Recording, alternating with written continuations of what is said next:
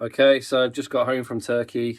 It's the first video of day 2. So yesterday was the hair transplant, and I've been wearing this headband that the clinic gave me all day, and I've just been brave enough to take it down and peel it off the back of my head. First time I'm going to have seen the donor area, which looks pretty much killed. Have I been over harvested? I can't see how I haven't been. Looking at that, and oh my god, it hurts. Which is odd because it didn't hurt yesterday with the bandages on. So why does it hurt today? I guess it's all the swelling making it expand and pull and do lots of other painful things. Yeah, so what does my head... Oh god, it hurts.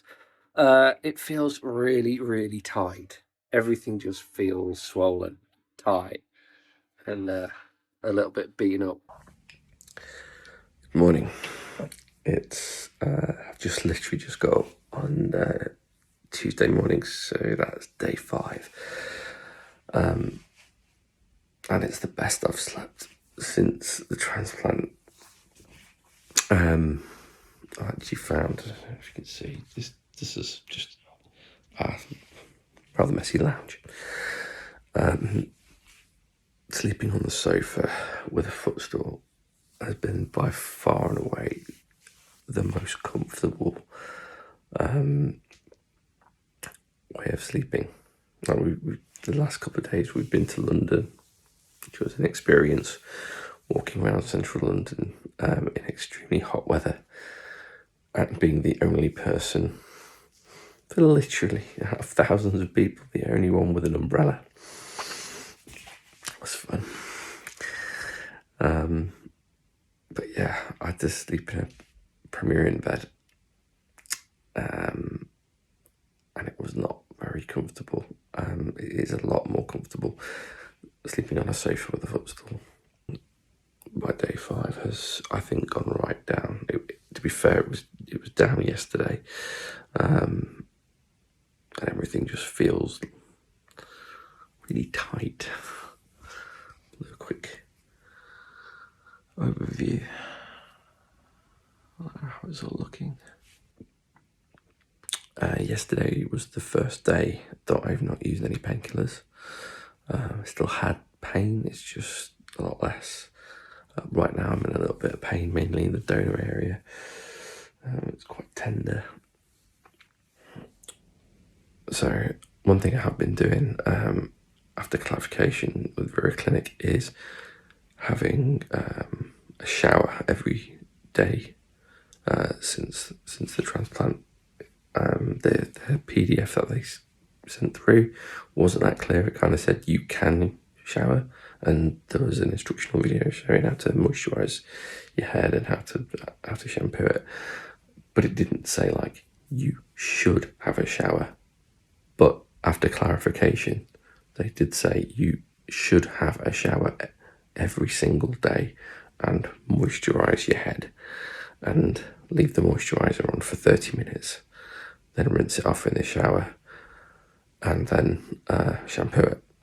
But it does say don't use a power shower and use like low pressure water.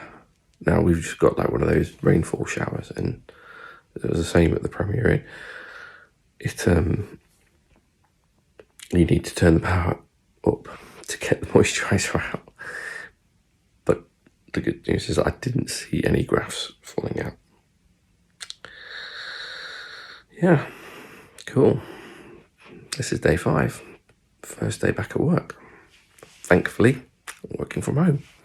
See you later. Hi folks, this is day 7, I guess. It's exactly 1 week since I had my hair transplant at Vera Clinic in Istanbul, Turkey. And you might think I'm always quite smart in all my videos, always wearing a shirt, but if anyone's had a transplant watching this will know, or you should know if you're going to have a transplant, then the only thing you can wear for like, I don't even know how long, is button up tops, because obviously you can't put t-shirts over your head, which is quite annoying. Anyway, everything's going well, I think. Have a look. You tell me what you think. Started posting in the Facebook hair transplant groups pictures of what's going on. Had a few decent comments saying it looks like a neat job, so I appreciate that a lot. But I'll tell you what, these scabs, man, they are literally doing my nut. It's so weird. I can feel hair, like really wiry, hard, almost stubbly sort of hair, and then there's just scabs, and I feel like if I started the massage process, they might start to come off, because my head feels like one giant shell right now of scabs. It's really starting to do my head in. But you know, these things take time. Everyone says trust the process. It's going to take an entire year before I really see the results, and I'm probably just getting impatient. But yeah, I just really want to get rid of these damn scabs.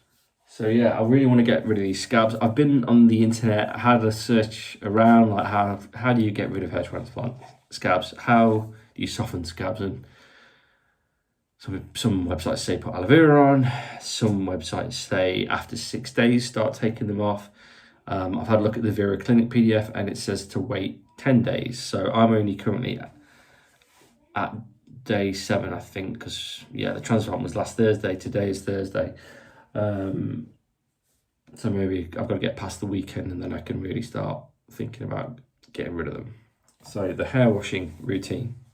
When I left Vera Clinic, they gave me 2 products included. They wanted to sell me some others, which I'll go through in another video, but these are the main things. So Bepanthenol Derma, which is a moisturizer by Bayer, and that's Seba Med, and then it's all in Turkish, but I believe it is a medicated shampoo. Again, every hair transplant clinic seems to have a different opinion on what you should do. Some say don't wash it for the first 6 days and start on the 6th.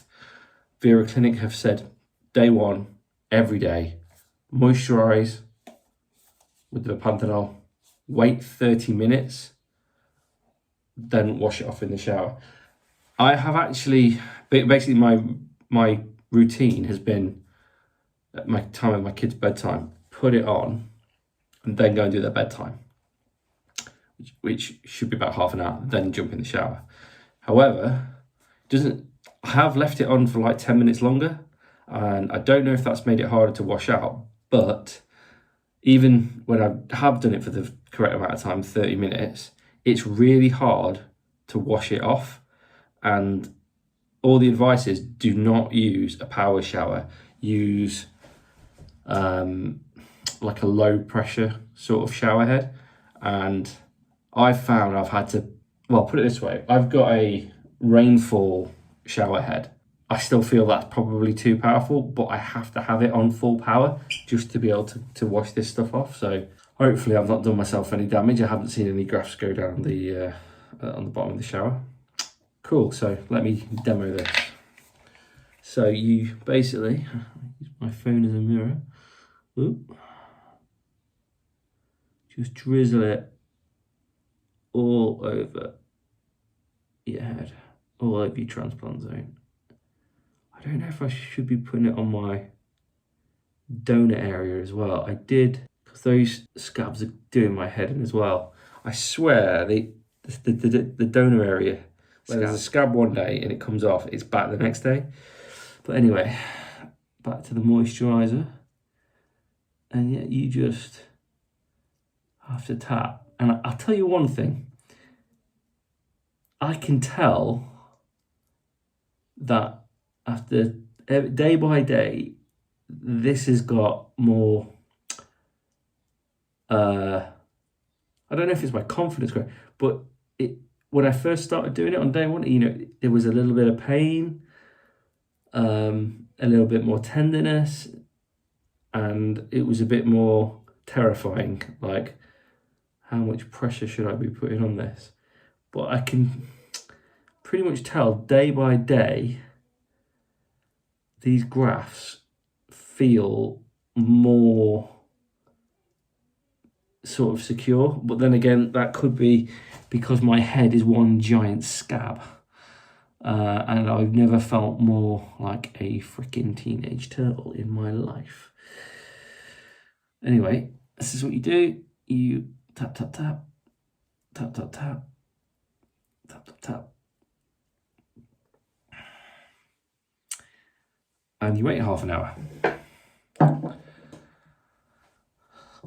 So I'm now trying to think, how can I show you the next bit without filming me in the shower naked? Because nobody wants to see that. Okay, so this is an update for what I think is day 8. So I had surgery a week ago yesterday. So this time last week I was flying back to the UK after my first hair wash. So what's happened since my last update? So my scabs are driving me insane. My head started to feel like a shell. The scabs seem to be like one giant scab rather than lots of little ones, even though in reality they are just lots of little scabs. And they started to come off and after the shower, and yeah, my head just felt so dry. I've been Googling things like aloe vera gel, and I've been talking to Gokhan at Vera Clinic over WhatsApp, asking, what to do. And all he's really said is don't do anything until day 11, which is this coming Monday. So I'm going to try and leave them alone. But literally, even if I just gently rub, it's horrible, it's disgusting. Lots of little dry bits of scab and skin just falling off my head. So I'll go in a bit closer so you can see where it's at. So yeah, apparently day 11 is the time to start massaging them out properly in the shower. But I feel like they're ready now, but what do I know? That is my day 8 update. Scabs. Freaking annoying. So this is my day 9 update. Sorry, the scab's coming off, but I think I might have just killed my first graft because I was just trying to get this one up and it hurts.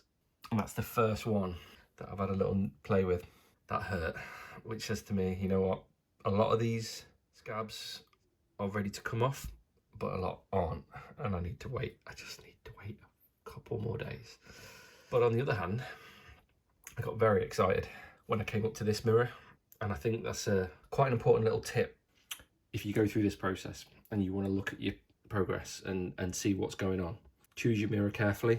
I'm in my bedroom right now. We've got a really good, huge, high quality mirror, and with the window in the background letting a lot of light in, the light coming in means you can see what's going on so much better. The downstairs bathroom where there's no natural light and it's just a light bulb, and you literally can't even see any hairs growing, and it's like I've been looking at that most days and thinking, oh, there's not much going on. Then I come up here, have the brainwave to open the blinds a bit and let some light in, and suddenly you can see why I could be getting quite excited.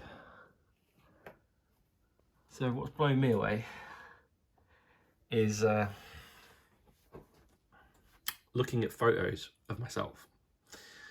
So it's 2023, I'm 42 years old. I met my wife, Melissa, in 2002 at university when I was 21 years old. And I've been going back through my iPhone pictures, but there's definitely pictures around when we got married in 2011. That puts me at 30, and I'll put them on, but I'm receding up here, I'm receding behind it, and I got a little fluffy bit at the front. And yeah, I know I can go back to 2002, 3, and I never had this. I have never, since being a kid, had a hairline. And that is what's kind of like made me go, wow, this is amazing. But it's amazing in the context of a football match where you're the underdog away at the Premier League champions, and you're a Division 1 team, League 1, whatever, Derby versus Man City away at the Etihad. 5 minutes are on the clock, and Derby are 3-0 up in the FA Cup semi-final. And it's absolutely unbelievable score at the minute, but there's still a long way to go for Man City to come back and absolutely crush the hopes and dreams of a young Derby County fan. My point being, if I could get these scabs off and freeze this, and this is what I had for the forevermore, I'd be ecstatic. It's not perfect. It's not full head of hair. It might not be a full head of hair, but if I get this level of even finished coverage, which gives me a hairline and I can buzz my head, I can work with that. 100%, I can work with that. But the other thing, since I'm feeling this elation, that I've realised is my head's dark pink, which all hair transplant areas go sort of weirdly dark pink for a while, and mine doesn't like stand out as much as some hair transplant dark pink bits, because obviously some are just the front bit, whereas mine goes all the way back. Can you see? All the way back. So from the front looking, it doesn't really look pink, it just looks like a hairline. And I think the darkness of my skin is helping the definition of the hairline. And if the skin was all the same colour, like it will be in the future, maybe it won't look as good, because it will look a bit more see-through. But you know what? There's a long way to go. A really, really long way to go. But it's going to be an emotional roller coaster, I think. Because it's like, it was such a mission impossible to start with.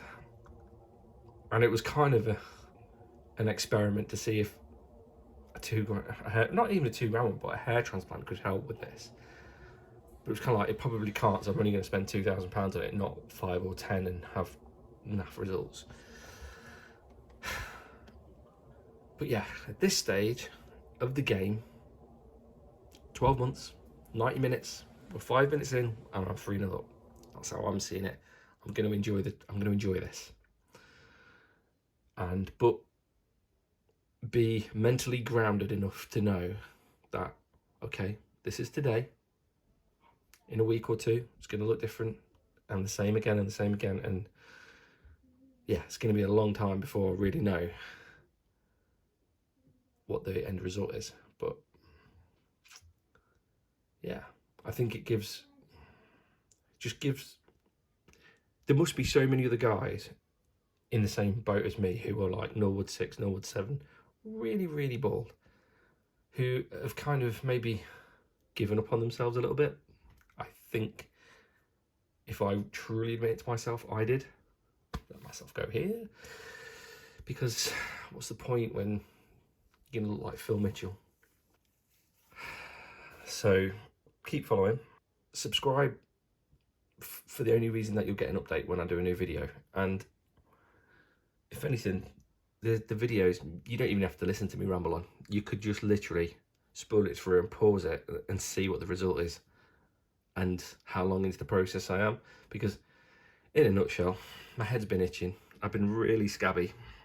The scabs are finally coming off, and looking in the mirror at the right light, I can see hair on my head and a hairline for the first time in 20 years. And I think if you're thinking of having a hair transplant, you think you might be too far gone. I don't want to give you false hope, but right now I have hope, if that makes sense. So yeah, even if you wait a year until this is done, or maybe you find these videos and I'm already 6 months down the line, come watch the start of them, learn about the journey.